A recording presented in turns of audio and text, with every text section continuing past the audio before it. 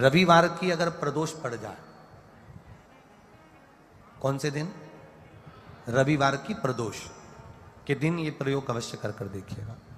ज्यादा बार नहीं करना है, केवल एक ही बार करना, बाबा स्वयं कृपा करेगा। अपने मंदिर में अर्थात अपने घर के पास कोई मंदिर हो, शिवालय हो, देवालय हो, जहां शंकर भगवान विराजमान हो, शिवलिंग हो, ऐसी जगह पर अवश्य करें। हमें कहीं दूर जाकर ये प्रयोग नहीं करना है। अपने अपने शिवालय, अपने जो घर के आसपास में शिवालय हो वो। एक बेलपत्र अशोक सुंदरी वाली जगह, अब उसको अशोक सुंदरी की जगह पर भी चढ़ाने का तरीका क्या है? ये शिवलिंग है, ये जलाधारी है, ये जल बहता है, बीच में जो मोटी सी लाइन है वो अशोक सुंदरी का स्थान, ये जो भाग है षडानंद कार्तिकेय गणेश जी और कार्तिकेय जी का। जलाधारी मतलब माता पार्वती जी का हस्त कमल, शिवलिंग मतलब भगवान शंकर का स्वरूप। ऊपर से जो बूंद बूंद पानी इस पर गिरता है वो शंकर भगवान की 5 लड़कियां, जया, विषहरा, शामलीबारी, दौतली और देव।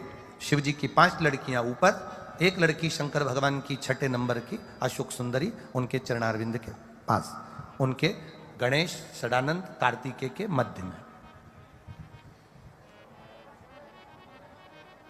जब हम बेलपत्र चढ़ाएंगे तो उस बेलपत्र को चढ़ाते समय आपकी जो बेलपत्र की डंडी है वो बेलपत्र, रविवार प्रदोष के दिन का ये उपाय है महाराज, ये बेलपत्र की जो डंडी है इस डंडी का भाग शिवलिंग की ओर होना चाहिए। ये जो डंडी है इसका भाग अशोक सुंदरी पर जब चढ़ाएंगे तो शिवलिंग की ओर इसका भाग होगा महाराज। दूसरी, बेलपत्र को जब हम समर्पित करेंगे तो जलाधारी का जया, विषहरा, शामरीबारी, दौतली, देव, मान लो जलाधारी ऊपर नहीं है शंकर जी के तो उसका स्मरण कर कर 5 कन्याओं का नाम लेकर जया, विषहरा, शामलीबारी, दौतली, देव, इनका स्मरण कर कर शंकर भगवान के शिवलिंग पर बेलपत्र रखेंगे। बेलपत्र कहां रखना है? आप अगर यहां बैठे हो तो आपके विपरीत में डंडी का मुख होना चाहिए। ये बेलपत्र की जो डंडी है इसका मुख आपके विपरीत में हो। आप यहां बैठे हो तो डंडी उधर होगी, आप इधर बैठे हो तो डंडी का मुख इधर होगा, आप उधर बैठे हो तो डंडी का मुख इधर होगा। आपके ठीक विपरीत की ओर डंडी का मुख हो। ये 2 जगह बेलपत्र समर्पित करने के बाद तृतीय बेलपत्र शिवलिंग की जो जलाधारी है, जहां पर भगवान शंकर का शिवलिंग रखा है वहां स्पर्श कराकर, केवल छुआना है, स्पर्श कराकर बेलपत्री के पेड़ के नीचे ही कोई कंकर हो, कोई शंकर हो या कोई मिट्टी का ढेला हो, नी हो तो वहीं मिट्टी को थोड़ी सी ऊंची कर कर एक बेलपत्र बैठकर इस बेलपत्री की डंडी जड़ की ओर, मतलब जो वृक्ष होता है उस ओर इस डंडी का मुख होना चाहिए। ये 3 रविवार के प्रदोष के दिन शंकर भगवान पर चढ़ाई गई बेलपत्र से हमारा गया हुआ धन भी पुनः आने का रहता है और हमारा जो व्यापार बार बार बंद हो रहा है शिव की कृपा से एक बार चालू तो चालू हो ही जाता है। शिव तत्व को जान और निवेदन है सब भाव से करना है, हृदय चित्त आनंद। एग्जाम दे ली, बहुत परीक्षा के लिए आपने तैयारी कर ली है, बहुत प्रयास कर लिया, बहुत प्रयास, अथक प्रयास आपने कर लिया। भगवान प्रदोष का अगर दिन हो और प्रदोष काल का समय हो और एग्जाम प्रदोष के बाद हो या आपको तारीख मालूम पड़ जाए, उसके पहले अगर 15 दिन 20 दिन पहले भी प्रदोष पड़ रही हो तो बेलपत्री समभागी बना। समभागी मतलब ये जो चिकना वाला पत्ता होता है ना बेलपत्री का, सीधा वाला भाग और इस पत्ती का भी सीधा वाला भाग, ये दोनों जो बेलपत्री के चिकने भाग होते हैं महाराज, ये बेलपत्री का जो चिकना भाग है और ये चिकना भाग है, इन दोनों में लाल चंदन लगाकर बेलपत्री के भाग को जोड़ना महाराज। इस भाग को अपने हस्त कमल में रखकर उल्टा हाथ उस पर रखकर भगवान देव अधिदेव महादेव के 12 ज्योतिर्लिंग का स्मरण करना। श्री शिवाय नमस्तुभ्यम, या पंचाक्षर मंत्र नमः शिवाय, या षडाक्षर मंत्र ओम नमः शिवाय।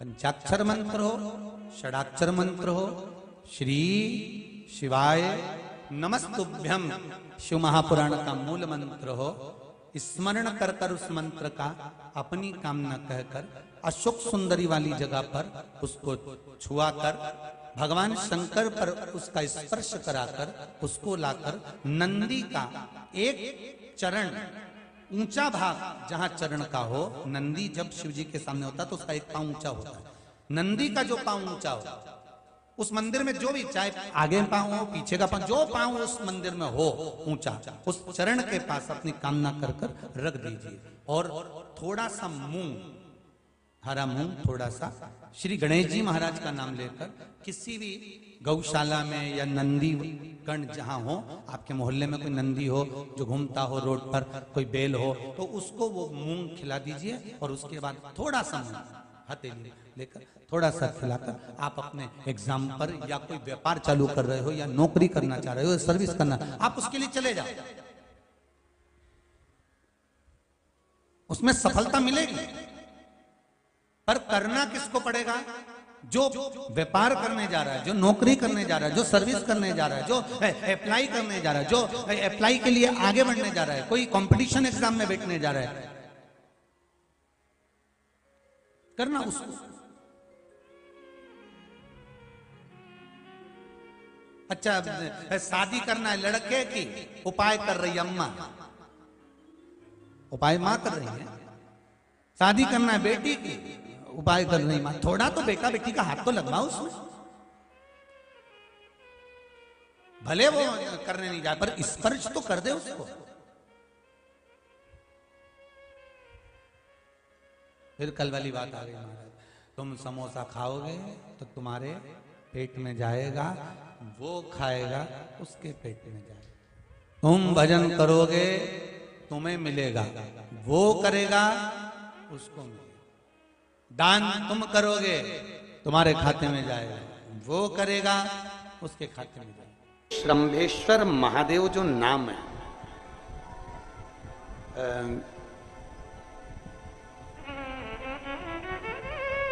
भगवान शंकर ने सारे 33 कोटि देवताओं को अपने अंदर समाहित कर कर ये रूप रखा था श्रंभ पक्षी।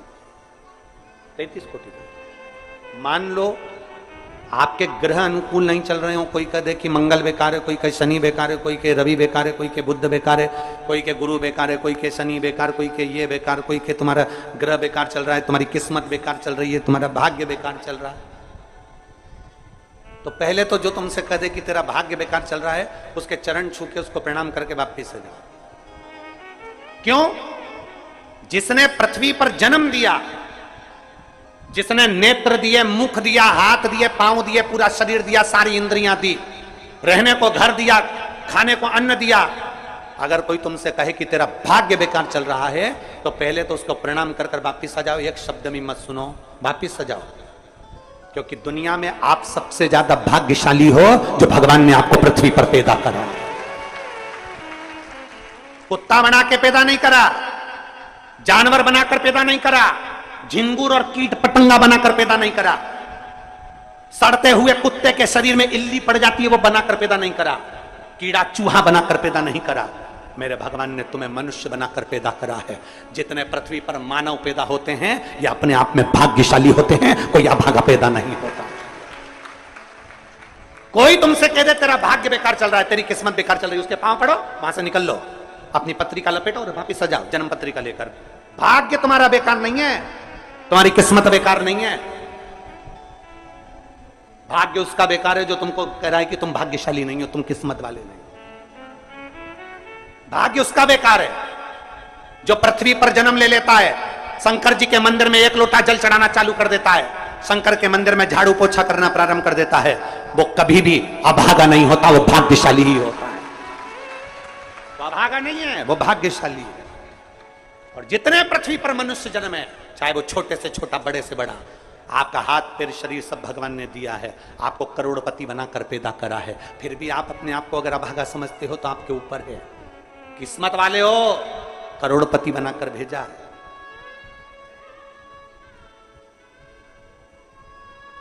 कुत्ता 1000, 10,000, 20,000, 25,000, 50,000 में बिकता है। तुम्हें तो भगवान ने 2-2 किडनी दिए, अभी बेचिए 20-20 लाख में, यूं बिक जाएगी। भगवान ने नेत्र दिए 50-50 लाख में, अभी बिक जाए 5 लाख में।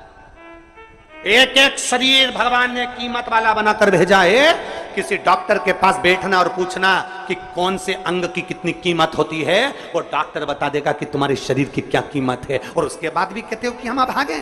बताने वाला कह देता कि तुम भाग्यहीन हो, तुम भाग्यशाली नहीं हो, तुम किस्मत वाले नहीं हो। वहां से पत्रिका उठा चल दो, कहते मेरे बाबा ने मुझे भाग्यशाली बनाकर भेजा है। और अपने हाथ में वो बल होता है कि आप स्वयं इतनी मेहनत कर कर आगे बढ़ सकते हो कि अपने आप किस्मत वाले बन सकते हो।